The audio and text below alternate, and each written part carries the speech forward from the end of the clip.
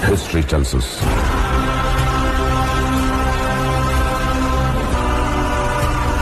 that powerful people come from powerful places. History was wrong.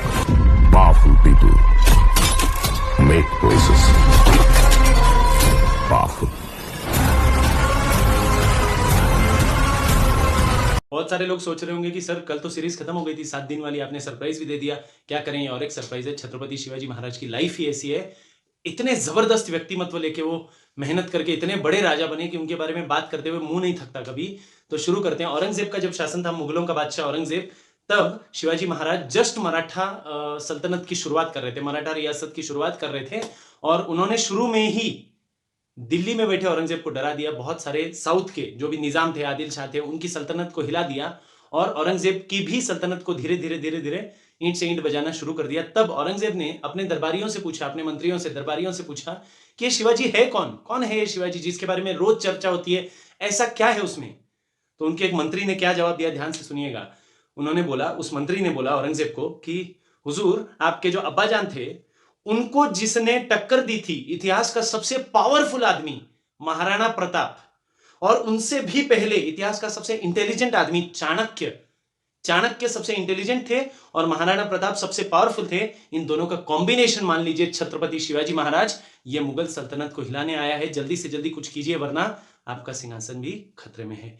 ये उन छत्रपति जी का word था, इतना पावर था कि महाराणा प्रताप और चाणक्य दोनों का कॉम्बिनेशन बताया जाता है। उनको आज भी हिस्ट्री की बुक्स में अगर पूछोगे, आप कहीं पे पढ़ोगे, तो आपको समझेगा कि महाराणा प्रताप इतिहास के सबसे पावरफुल इंसान थे और चाणक्य इतिहास के सबसे इंटेलिजेंट इंसान थे, और दोनों का कॉम्बिनेशन मतलब पावर के साथ में इंटेलिजेंस, वो छत्रपति शिवाजी महाराज थे।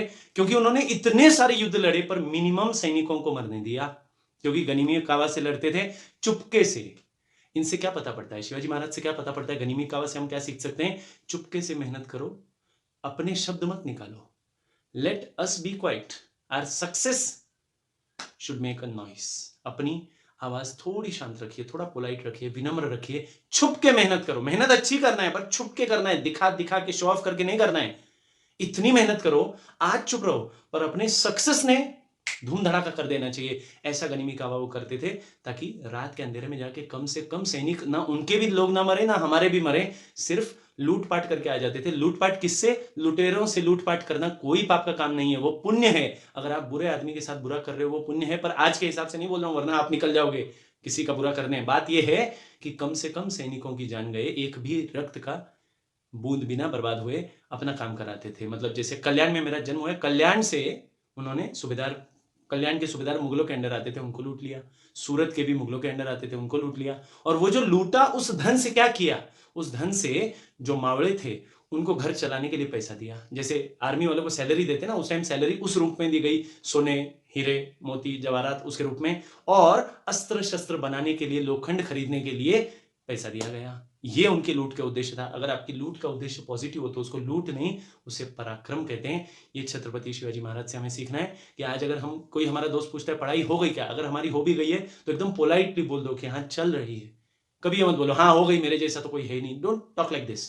विनम्रता सबसे बड़ा गुण है किसी भी महापुरुष का, और उन महापुरुषों की लिस्ट में सबसे ऊपर नाम आता है छत्रपति जी का। जय हो छत्रपति, जय महाराष्ट्र।